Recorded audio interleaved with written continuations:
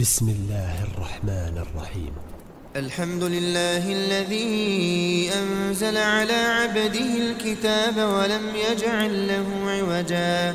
قيما لينذر بأسا شديدا من لدنه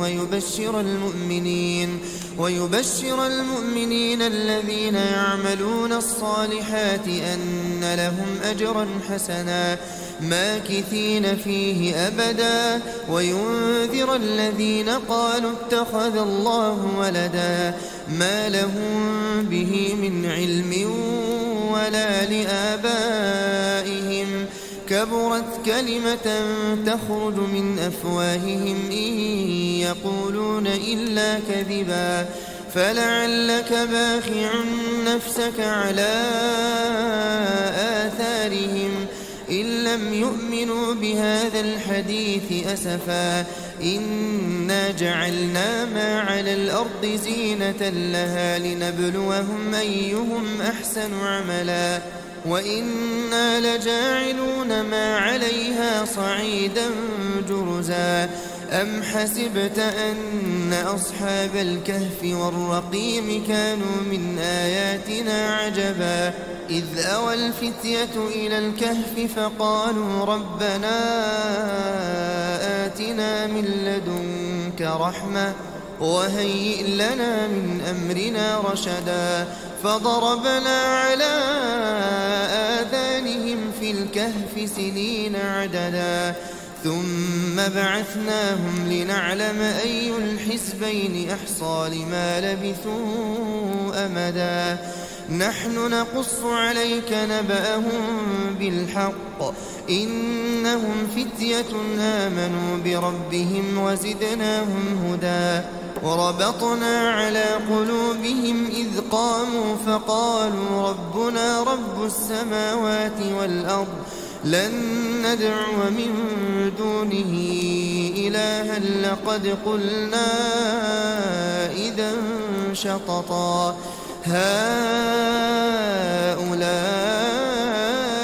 قومنا اتخذوا من دونه آلهة لولا يأتون عليهم بسلطان بين فمن أظلم ممن افترى على الله كذبا وإذ اعتزلتموهم وما يعبدون إلا الله فأووا إلى الكهف ينشر لكم ربكم من رحمته ويهيئ لكم من أمركم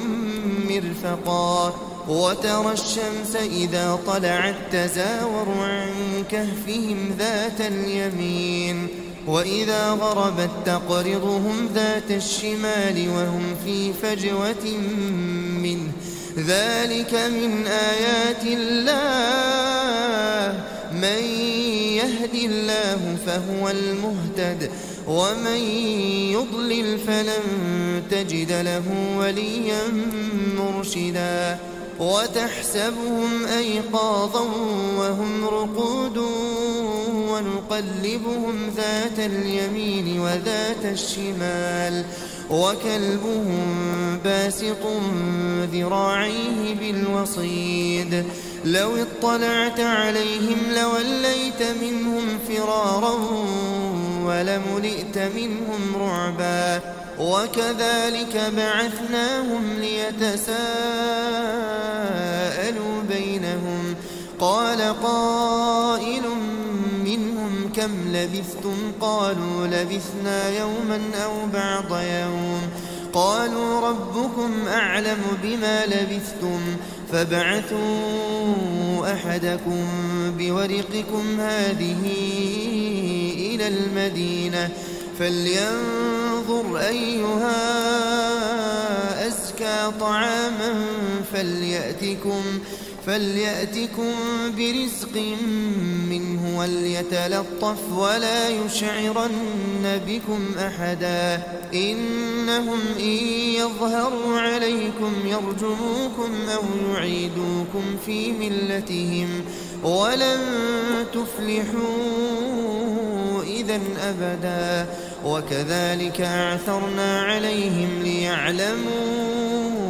أن وعد الله حق وأن الساعة لا ريب فيها إذ يتنازعون بينهم أمرهم فقالوا ابنوا عليهم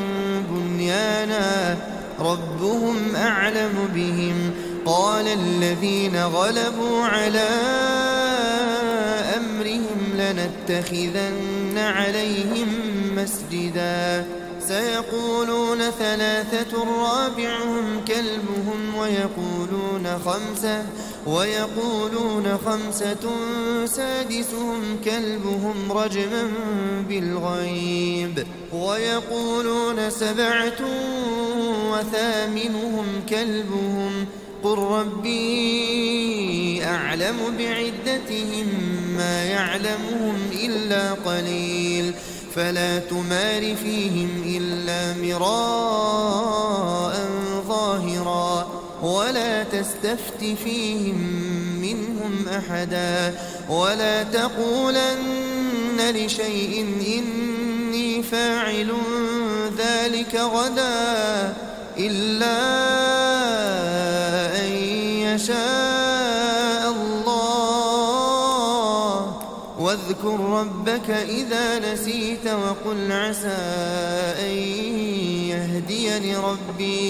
وقل عسى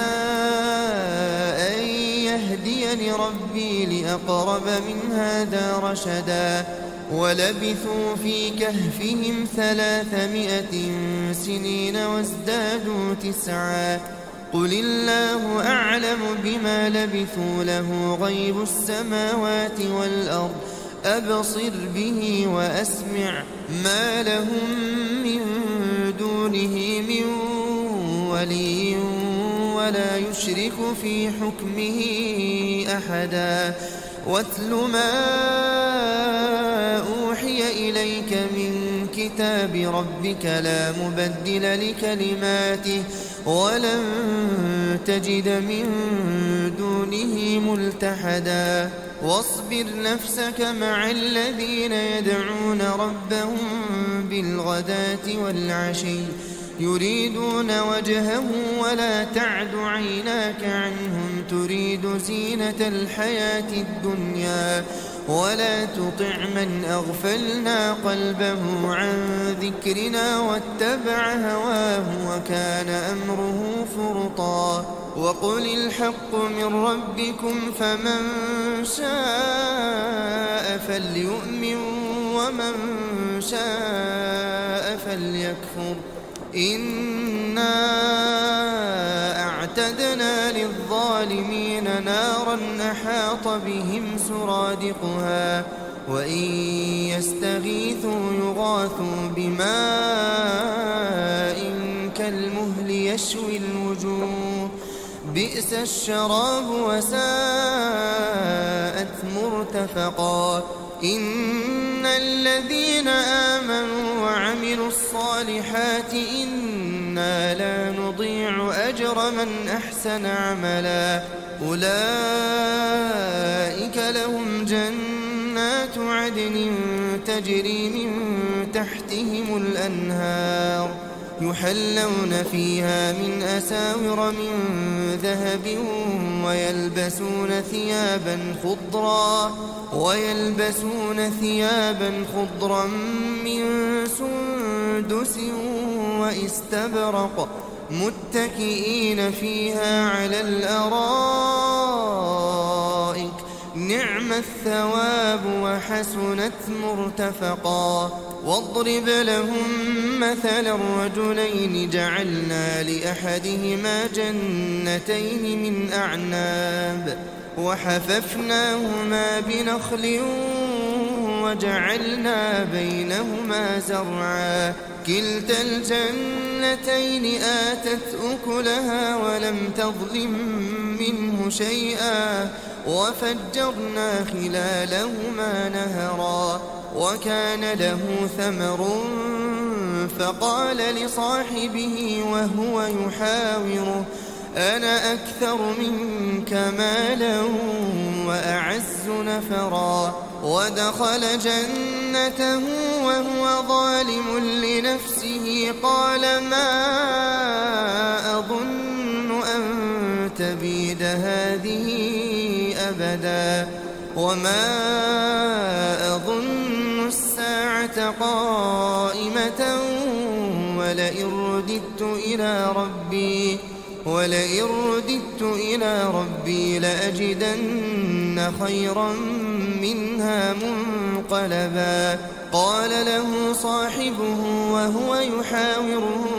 أكفرت بالذي خلقك من تراب ثم من نطفة ثم سواك رجلا لكن هو الله ربي ولا أشرك بربي أحدا ولولا إذ دخلت جنتك قلت ما شاء الله لا قوة إلا بالله إن ترني أنا أقل منك مالا وولدا فعسى ربي أن يؤتيني خيرا من جنتك ويرسل عليها حسبانا من السماء فتصبح صعيدا زلقا أو يصبح ماؤها غورا فلن تستطيع له طلبا وأحيط بثمره فأصبح يقلب كفيه على ما أنفق فيها وهي خاوية على عروشها ويقول يا ليتني لم أشرك بربي أحدا ولم تكن له فئة ينصرونه من دون الله وما كان منتصرا هنالك الولاية لله الحق هو خير ثوابا وخير عقبا واضرب لهم مثل الحياة الدنيا كماء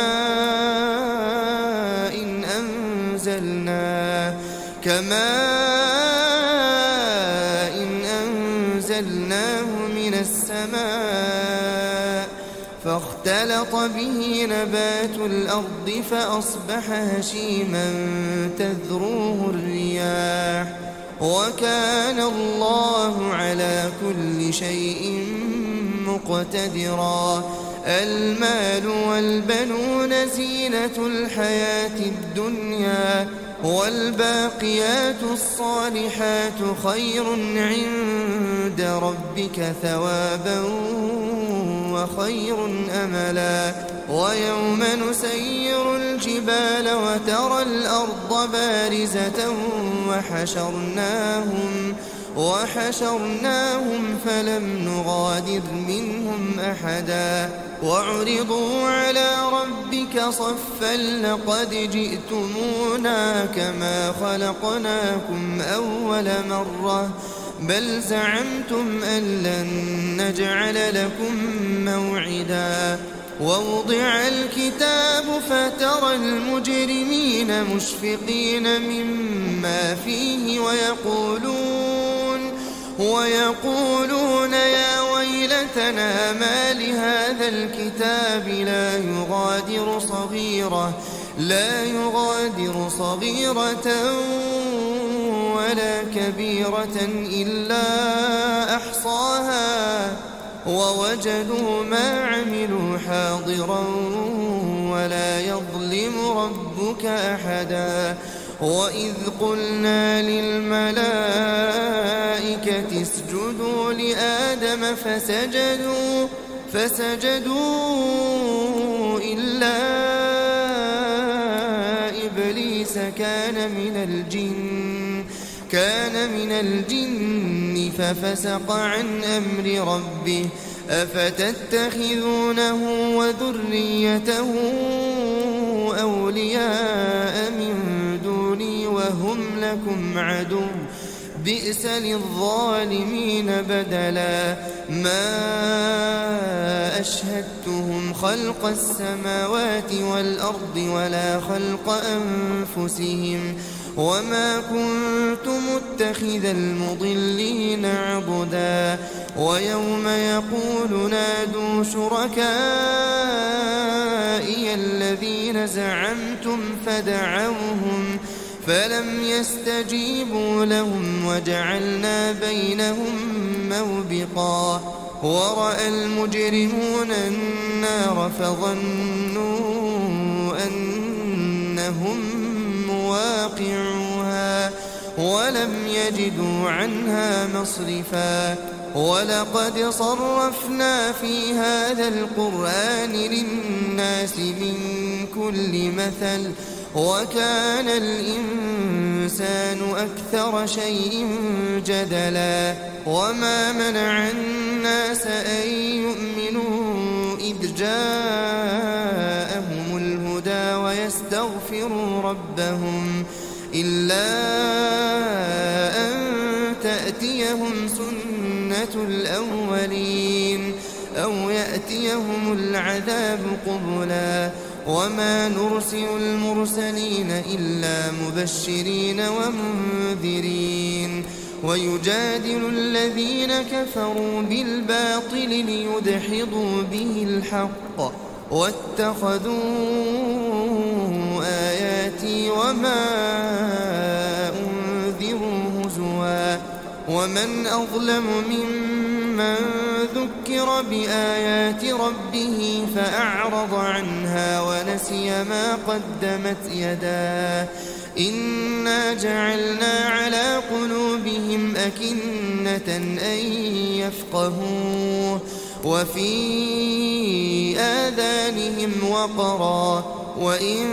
تدعهم إلى الهدى فلن يهتدوا إذا أبدا وربك الغفور ذو الرحمة لو يؤاخذهم بما كسبوا لعجل لهم العذاب بل لهم موعد لن يجدوا من دونه موئلا وتلك القرى أهلكناهم لما ظلموا وجعلنا لمهلكهم موعدا وإذ قال موسى لفتاه لا أبرح حتى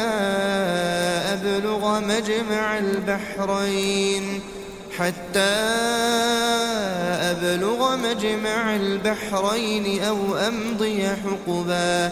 فلما بلغا مجمع بينهما نسيا حوتهما فاتخذ سبيله في البحر سربا فلما جاوزا قال لفتاه آتنا غداءنا لقد لقينا من سفرنا هذا نصبا قال أرأيت إذ أوينا إلى الصخرة فإني نسيت الحوت وما أنسانيه إلا الشيطان أن أذكره واتخذ سبيله في البحر عجبا قال ذلك ما كنا نبغي فارتدا على آثارهما قصصا فوجدا عبدا من عبادنا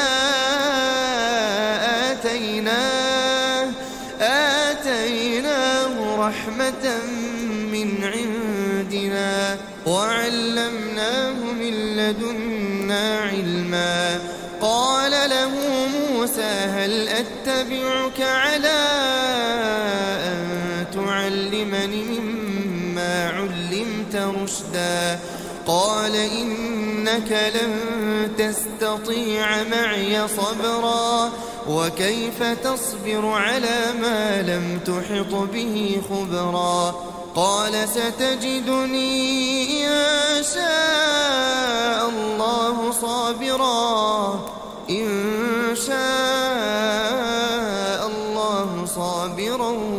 ولا أعصي لك أمرا. قال فإن اتبعتني فلا تسألني عن شيء حتى أحدث لك منه ذكرا. فانطلقا حتى إذا ركبا في السفينة خرقها قال أخرقتها لتغرق أهلها لقد جئت شيئا إمرا. قال ألم أقل إنك لن تستطيع معي صبرا. قال لا تؤاخذني بما نسيت ولا ترهقني من أمري عسرا. فانطلقا حتى إذا لقيا غلاما فقتله. قال أقتلت نفسا زكية بغير نفس لقد جئت شيئا نكرا. قال ألم أقل لك إنك لن تستطيع معي صبرا. قال إن سألتك عن شيء بعدها فلا تصاحبني قد بلغت من لدني عذرا. فانطلقا حتى إذا أتيا أهل قرية استطعما أهلها فأبوا أن يضيفوهما فوجدا فيها جدارا يريد أن ينقض فأقامه. قال لو شئت لاتخذت عليه أجرا. قال هذا فراق بيني وبينك سأنبئك بتأويل ما لم تستطع عليه صبرا. أما السفينة فكانت لمساكين يعملون في البحر فأردت أن أعيبها وكان وراءهم ملك يأخذ كل سفينة غصبا. وأما الغلام فكان أبواه مؤمنين فخشينا أن يرهقهما طغيانا وكفرا. فأردنا أن يبدلهما ربهما خيرا منه زكاة وأقرب رحما. وأما الجدار فكان لغلامين يتيمين في المدينة وكان تحته كنز لهما وكان أبوهما صالحا فأراد ربك أن يبلغا أشدهما ويستخرجا كنزهما رحمة من ربك وما فعلته عن أمري ذلك تأويل ما لم تسطع عليه صبرا. ويسألونك عن ذي القرنين قل سأتلو عليكم منه ذكرا. إنا مكنا له في الأرض وآتيناه من كل شيء سببا فأتبع سببا حتى إذا بلغ مغرب الشمس وجدها تغرب في عين حمئة ووجد عندها قوما. قلنا يا ذا القرنين إما أن تعذب وإما أن تتخذ فيهم حسنا. قال أما من ظلم فسوف نعذبه ثم يرد إلى ربه فيعذبه عذابا نكرا. وأما من آمن وعمل صالحا فله جزاء الحسنى وسنقول له من أمرنا يسرا. ثم أتبع سببا حتى إذا بلغ مطلع الشمس وجدها تطلع على قوم لم نجعل لهم من دونها سترا كذلك وقد أحطنا بما لديه خبرا ثم أتبع سببا حتى إذا بلغ بين السدين وجد من دونهما قوما لا يكادون يفقهون قولا قالوا يا ذا القرنين إن يأجوج ومأجوج مفسدون في الأرض فهل نجعل لك خرجا على أن تجعل بيننا وبينهم سدا قال ما مكني فيه ربي خير فأعينوني بقوة أجعل بينكم وبينهم ردما آتوني زبر الحديد حتى إذا ساوى بين الصدفين قال انفخوا حتى إذا جعله نارا قال آتوني أفرغ عليه قطرا فما استطاعوا أن يظهروه وما استطاعوا له نقبا قال هذا رحمة من ربي فإذا جاء وعد ربي جعله دكاء وكان وعد ربي حقا وتركنا بعضهم يومئذ يموج في بعض ونفخ في الصور فجمعناهم جمعا وعرضنا جهنم يومئذ للكافرين عرضا الذين كانت أعينهم في غطاء عن ذكري وكانوا لا يستطيعون سمعا أفحسب الذين كفروا أن يتخذوا عبادي من دوني أولياء إنا أعتدنا جهنم للكافرين نزلا قل هل ننبئكم بالأخسرين أعمالا الذين ضل سعيهم في الحياة الدنيا وهم يحسبون أنهم يحسنون صنعا أولئك الذين كفروا بآيات ربهم ولقائه فحبطت أعمالهم فلا نقيم لهم يوم القيامة وزنا ذلك جزاؤهم جهنم بما كفروا واتخذوا آياتي ورسلي هزوا إن الذين آمنوا وعملوا الصالحات كانت لهم جنات الفردوس نزلا خالدين فيها لا يبغون عنها حولا قل لو كان البحر مدادا لكلمات ربي لنفد البحر قبل أن تنفد كلمات ربي ولو جئنا بمثله مددا قل إنما أنا بشر مثلكم يوحى إلي أنما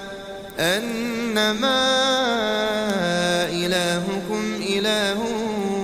واحد فمن كان يرجو لقاء ربه فليعمل عملا صالحا ولا يشرك بعبادة ربه أحدا بسم الله الرحمن الرحيم كافها يا عين صاد ذكر رحمة ربك عبده زكريا إذ نادى ربه نداء خفيا قال رب إني وهن العظم مني واشتعل الرأس شيبا ولم أكن بدعائك رب شقيا وإني خفت الموالي من ورائي وكانت امرأتي عاقرا فهب لي من لدنك وليا يرثني ويرث من آل يعقوب واجعله رب رضيا يا زكريا إنا نبشرك بغلام اسمه يحيى لم نجعل له من قبل سميا قال رب أنى يكون لي غلام وكانت امرأتي عاقرا وقد بلغت من الكبر عتيا قال كذلك قال ربك هو علي هين وقد خلقتك من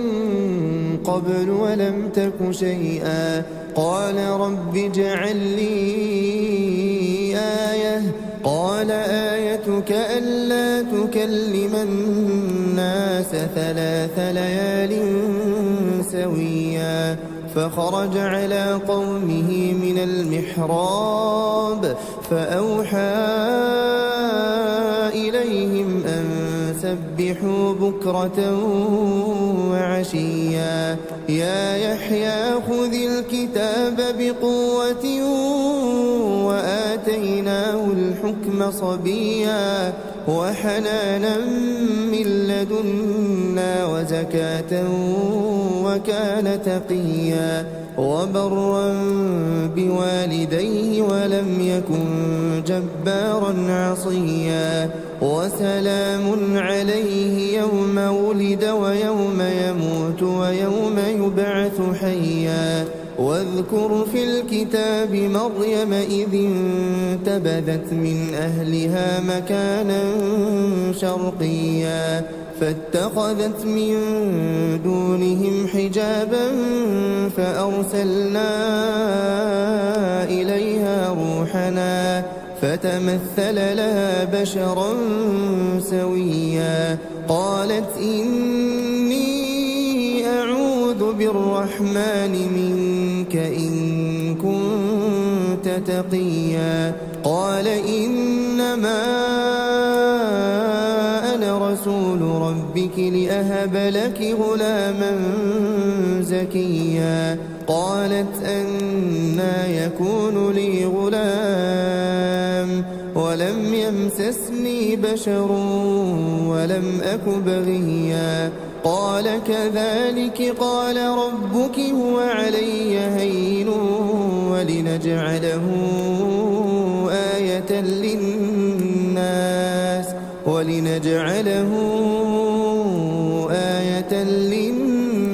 ورحمة منا وكان أمرا مقضيا فحملته فانتبذت به مكانا قصيا فأجاءها المخاض إلى جذع النخلة قالت يا ليتني مت قبل هذا وكنت نسيا منسيا فناداها من تحتها ألا تحزني قد جعل ربك تحتك سريا وهزي إليك بجذع النخلة تساقط عليك رطبا جنيا فكلي واشربي وقري عينا فإما ترين من البشر أحدا فقولي إني نذرت للرحمن صوما فلن أكلم اليوم إنسيا فأتت به قومها تحمله قالوا يا مريم لقد جئت شيئا فريا يا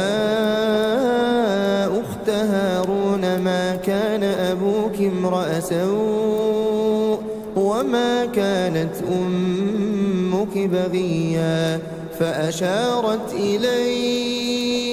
فأشارت إليه قالوا كيف نكلم من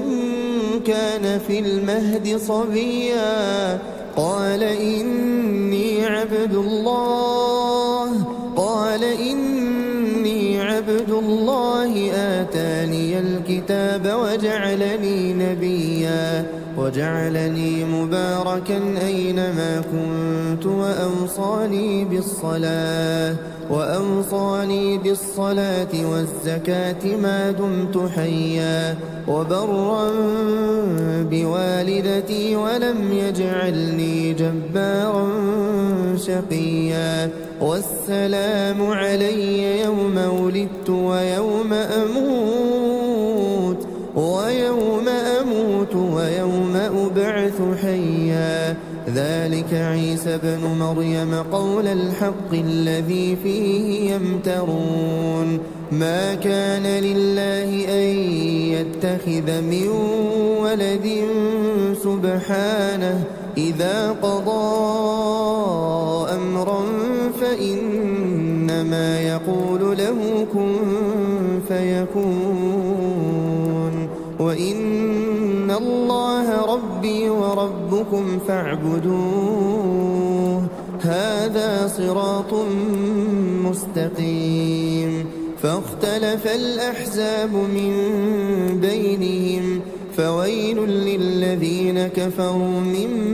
مشهد يوم عظيم أسمع بهم وأبصر يوم يأتوننا لكن الظالمون اليوم في ضلال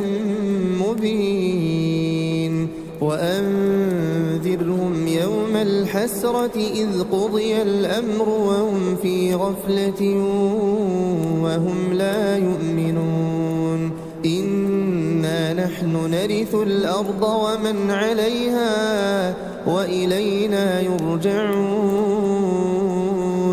واذكر في الكتاب إبراهيم إنه كان صديقا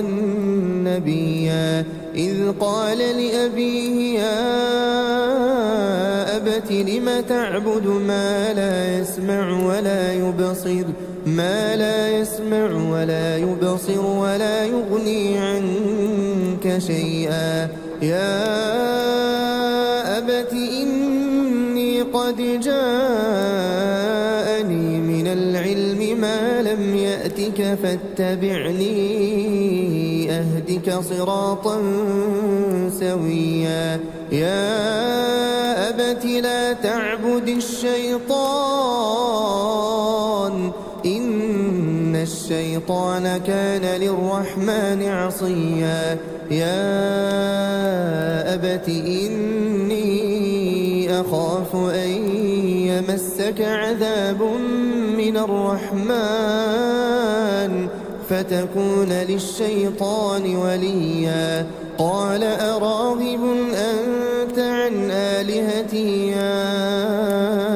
إبراهيم لئن لم تنته لأرجمنك واهجرني مليا قال سلام عليك سأستغفر لك ربي إنه كان بي حفيا وأعتزلكم وما تدعون من دون الله وأدعو ربي عسى ألا أكون بدعاء ربي شقيا فلما اعتزلهم وما يعبدون من دون الله وهبنا له إسحاق ويعقوب وكلا جعلنا نبيا ووهبنا لهم من رحمتنا وجعلنا لهم لسان صدق عليا واذكر في الكتاب موسى إنه كان مخلصا وكان رسولا نبيا وناديناه من جانب الطور الأيمن وقربناه نجيا ووهبنا له من رحمتنا أخاه هارون نبيا واذكر في الكتاب إسماعيل إنه كان صادق الوعد وكان رسولا نبيا وكان يأمر أهله بالصلاة والزكاة وكان عند ربه مرضيا واذكر في الكتاب إدريس إنه كان صديقا نبيا ورفعناه مكانا عليا أولئك الذين أنعم الله عليهم من النبيين من ذرية آدم وممن حملنا مع نوح ومن ذرية إبراهيم وإسرائيل وممن هدينا واجتبينا إذا تتلى عليهم آيات الرحمن خروا سجدا وبكيا فخلف من بعدهم خلف أضاعوا الصلاة واتبعوا الشهوات فسوف يلقون غيا إلا من تاب وآمن وعمل صالحا فأولئك يدخلون الجنة ولا يظلمون شيئا جنات عدن التي وعد الرحمن عباده بالغيب إنه كان وعده مأتيا لا يسمعون فيها لغوا إلا سلاما ولهم رزقهم فيها بكرة وعشيا تلك الجنة التي نورث من عبادنا من كان تقيا وما نتنزل إلا بأمر ربك له ما بين أيدينا وما خلفنا وما بين ذلك وما كان ربك نسيا رب السماوات والأرض وما بينهما فاعبده واصطبر لعبادته هل تعلم له سميا ويقول الإنسان أإذا ما مت لسوف أخرج حيا أولا يذكر الإنسان أنا خلقناه من قبل ولم يك شيئا فوربك لنحشرنهم والشياطين ثم لنحضرنهم حول جهنم جثيا ثم لننزعن من كل شيعة أيهم أشد على الرحمن عتيا ثم لنحن أعلم بالذين هم أولى بها صليا وإن منكم إلا واردها كان على ربك حتما مقضيا ثم ننجي الذين اتقوا ونذر الظالمين فيها جثيا وإذا تتلى عليهم آياتنا بينات قال الذين كفروا للذين آمنوا أي الفريقين خير مقاما وأحسن نديا وكم أهلكنا قبلهم من قرن هم أحسن أثاثا ورئيا قل من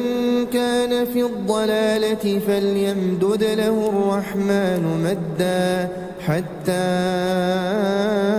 إذا رأوا ما يوعدون إما العذاب وإما الساعة فسيعلمون من هو شر مكانا وأضعف جندا ويزيد الله الذين اهتدوا هدى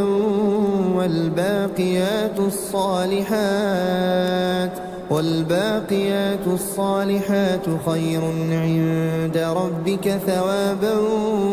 وخير مردا أفرأيت الذي كفر بآياتنا وقال لأوتين مالا وولدا أطلع الغيب أم اتخذ عند الرحمن عهدا كلا سنكتب ما يقول ونمد له من العذاب مدا ونرثه ما يقول ويأتينا فردا واتخذوا من دون الله آلهة ليكونوا لهم عزا كلا سيكفرون بعبادتهم ويكونون عليهم ضدا ألم تر أنا أرسلنا الشياطين على الكافرين تؤزهم أزا فلا تعجل عليهم إنما نعد لهم عدا يوم نحشر المتقين إلى الرحمن وفدا ونسوق المجرمين إلى جهنم وردا لا يملكون الشفاعة إلا من اتخذ عند الرحمن عهدا وقالوا اتخذ الرحمن ولدا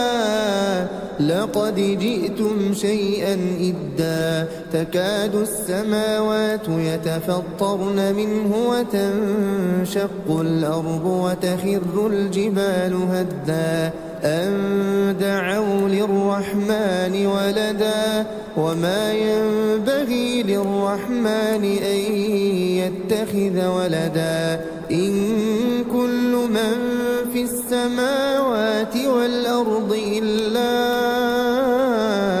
آتي الرحمن عبدا لقد أحصاهم وعدهم عدا وكلهم آتيه يوم القيامة فردا إن الذين آمنوا وعملوا الصالحات سيجعل لهم الرحمن ودا فإنما يسرناه بلسانك لتبشر به